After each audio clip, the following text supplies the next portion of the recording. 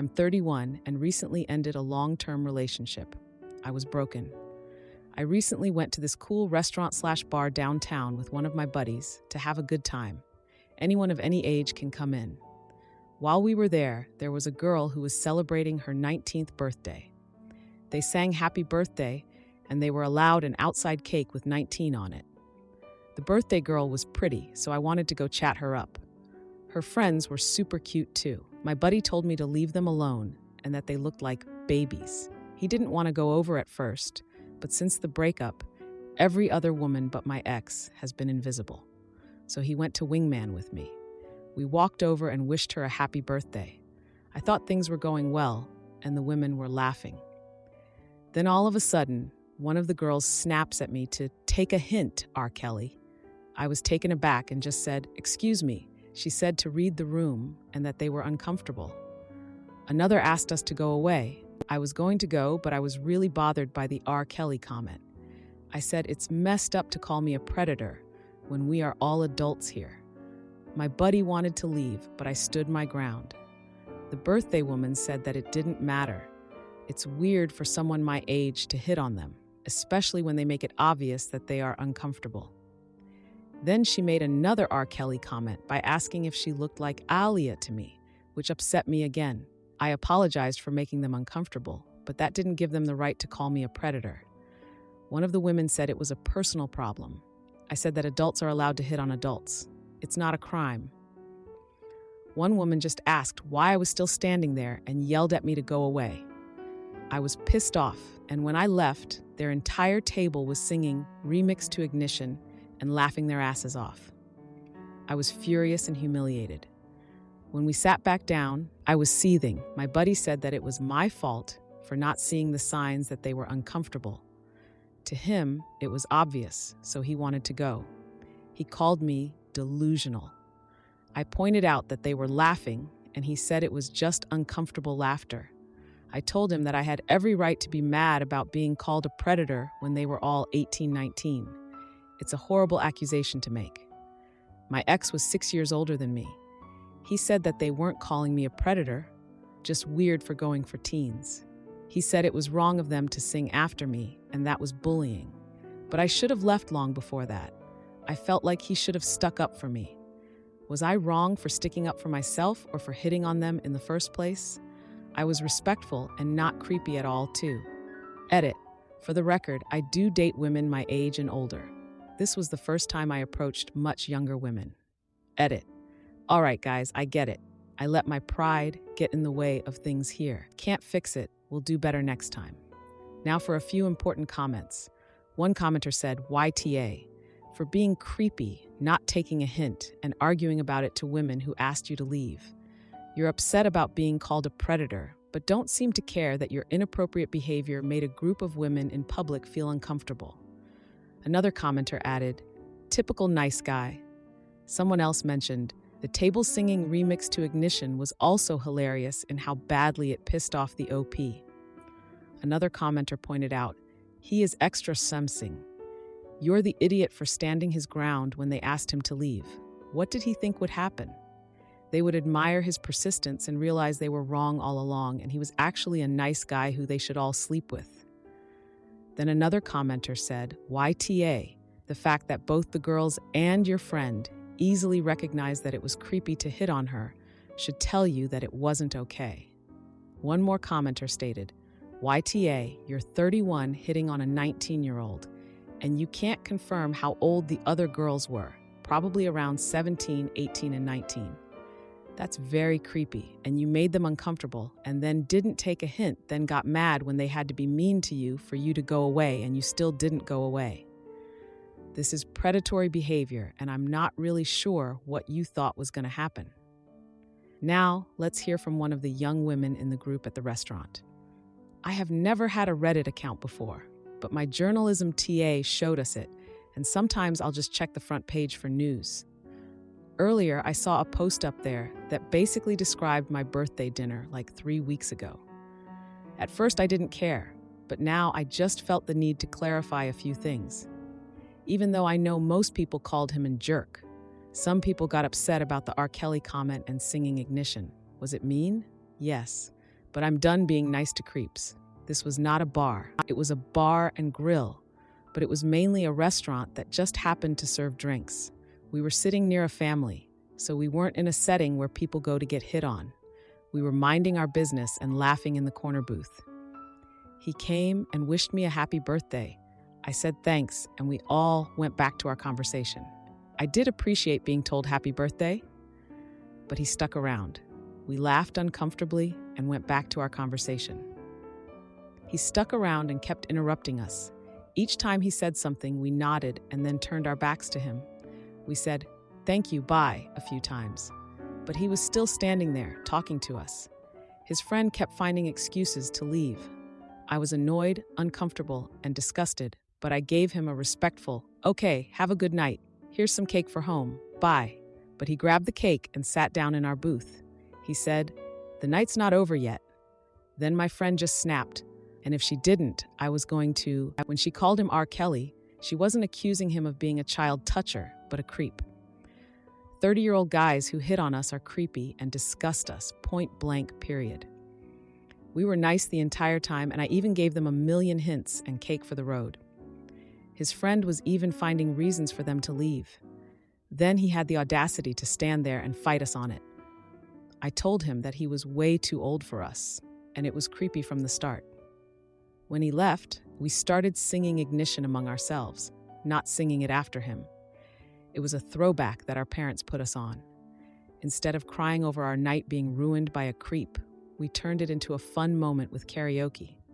When he asked us our age and gave us his, we became a million times more uncomfortable. The guy was 30, trying to get with 18-year-olds at a birthday dinner. We're used to old men bothering us, and it's always gross. To the if he wasn't ugly crowd, he was a decent-looking, fit guy. If I'd never met him, I'd set him up with my aunt. But he was in his 30s, and that is way too old. This isn't corn, and I haven't met a single girl desperate for 30-year-old divorced guys. Being called legal is demeaning. Everything about it was sickening. When he came over, announced his age, then asked us ours, I almost yacked. It was like he was IDing us at a family restaurant. I'm tired of having to be polite to guys who are creepy and disrespectful. Am I the idiot for packing my daughter's lunch to stop the bullying and ignoring my wife's cultural pride crusade? My wife Sarah and I have an 11-year-old daughter named Lily. Lily began attending 6th grade in September, but this problem only recently became a major issue. Sarah is Indian and makes great dishes that the whole family enjoys, and tends to pack these lunches for Lily as well. She typically packs Lily rice with dal in a container or something similar, which she had no issues with in elementary school. However, recently Lily came sobbing to her mom and me about the lunches she took. The kids at school had been making fun of her food, which absolutely made my heart break. I had struggled with the same thing at her age. I come from a Chinese family and would always take homemade food to school too. And when I asked her if she wanted us to report the problem, she begged us not to, so she wouldn't be called a snitch or worse. When Sarah heard this, she simply contacted the principal, which I didn't want to resort to at first, and left the issue, telling Lily she wouldn't be buying school lunch and to just ignore the other kids. The same problem occurred every day. Lily would be coming home feeling extremely upset, and there were even times Sarah would yell at Lily for not even touching her school lunch. We both had talks with Lily about her culture and how she should be proud, have contacted the schools, but the school is ignorant of the issue. They simply had a talk with the parents and ended it there, and Lily isn't budging. I don't want her to starve because so many days she doesn't even eat her lunch. I know how brutal middle schoolers can be, and I didn't want Lily to feel insecure or upset, even if it meant making her take other lunches. But Sarah refuses to make other lunches. I began to make other lunches for Lily, like sandwiches or sometimes mac and cheese, so she'd feel more comfortable eating it in school in front of her classmates as a final resort when nothing else worked. I would take Lily's lunch for myself at work and pack her own lunch early in the morning, which she finished and seemed happier when coming home daily after. However, this only worked for about 2 weeks until Sarah found out and was infuriated. She said I was denying Lily her culture, and she needed to learn to stop being insulted by other kids, telling me I'm raising Lily to get whatever she wants. Is Sarah right? Now for some comments. One commenter said, NTA, you don't have to use every single meal to celebrate your culture. Getting the kid to eat something is way more important. To which I responded, 100%. She's been eating her lunches since I switched them out. Another commenter said, I think Sarah's heart is in the right place. I'm talking to her soon, but otherwise I agree she's not exactly going out with it in the right way. We can preserve her culture in other ways at home. Now for the update a few hours later. Okay, so I'll start by saying thank you for all the comments. A lot of people agreed with me. Some told me I should let Lily pick her lunch. I showed the post to Sarah and it took about an hour or so, but we both sat down and talked with Lily on where she wants to go from here. And she said she liked the lunches I packed her, etc. However, we also figured out this bullying had been going on for longer than just 2 to 3 weeks. So Sarah agreed to let Lily take whatever lunch she wanted on the condition that she'd eat homemade food, Chinese or Indian, for dinner/breakfast still, and we all agreed, so Sarah got her part in it. As for the school, since the principal hardly did anything, we reached out to the school board superintendent and are still waiting for a response. I think this solved the issue better too, and when we get a response, I'll post a second update. Thank you for the advice. Then a commenter asked, out of curiosity, do you only eat Chinese and Indian food at home? I replied, nope, although I see how what I said is misleading. She orders out some nights, we make pizza or other meals some other nights, and definitely not always on special occasions. Now for the final update, a bit over 2 weeks later. So, I'm sorry for taking so long to update, but we managed to resolve everything. The superintendent and school board were actually incredibly helpful and got back to us within 2 days to schedule a meeting about this. I don't want to go too much into detail, but there were 2 specific girls who played a big role in the bullying.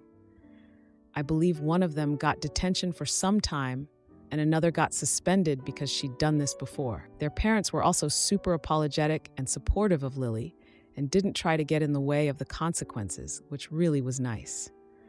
As for Lily, she is doing much better and is definitely more content and happier when she comes home from school. Thank you. Am I the idiot for cutting off a guy who used me to get closer to my famous ex-husband? I'm dating a guy who has a shrine to my ex-husband in his house. I was married for 7 years to a celebrity in the metal music world. We split amicably because he was always on tour. Recently, I met a guy through a friend, and we've been on 3 dates. On our latest date, I went to his house to watch a movie. He has a game room in his basement filled with memorabilia of my ex-husband, who is his favorite artist. He doesn't know my ex is my ex, and I'm unsure how to tell him. I really like him, but I'm afraid he might freak out and run if he finds out. What should I say? Now for some comments. One commenter found it hard to believe he wouldn't know who I am, suggesting it might be unsafe. I replied saying I was freaked out and would ask my friend if she told him. Another commenter asked if I had been in photos with my ex that he might have seen. I realized there are photos of us online, and I got a little freaked out. Many commenters suggested he already knows who I am and that it might not be a coincidence. I agreed and considered breaking it off. Another commenter asked if I would check his side of the story. I decided to go through with our dinner date and talk to him about it. A commenter pointed out it would be hard for him not to know who I am, given his obsession with my ex. I called my friend, and she said she didn't tell him. Another commenter asked if he knew my friend, and if he seemed to be watching for a reaction when showing me the room. I said he didn't seem to be looking for a reaction. Now for the update. 8 days later, I decided to give the new guy the benefit of the doubt and went ahead with our dinner date. After some wine, I asked him if he knew I was previously married to his favorite musician. He laughed nervously and said he knew, but my friend didn't tell him. He found out through the grapevine and started mingling with my friends to meet me. He admitted that initially it was because of my ex, but now he was developing feelings for me. I asked why he showed me the memorabilia if he knew. His response was that he was trying to see if I would confess. I found this odd and concerning, so I told him I didn't think we would work out. He accepted it and didn't seem upset. Dinner had already been served, so we started eating when he proceeded to bombard me with questions about my ex. When is he releasing new material? What is his favorite band? What does he do during the day of a show? Is he vegan? What's his mother's maiden name? Okay, so I made up the last one, lol, blah, blah, blah. Finally, he could sense my discomfort, and we ended the dinner and parted ways. He said he would text me the next day just as friends, which I said was okay. Well, his text the next day was trying to get him and his friends VIP passes when my ex comes near us to play. I did not respond, and I blocked his number because he kept texting again and again, begging me for the hookup. It was desperate and weird. Anyway, I called my ex to warn him about this dude, even though he seems harmless. He doesn't know where I live, and I didn't get any psycho vibes. I think he just wanted me as a trophy, as some user put in my last post. Thanks, Reddit.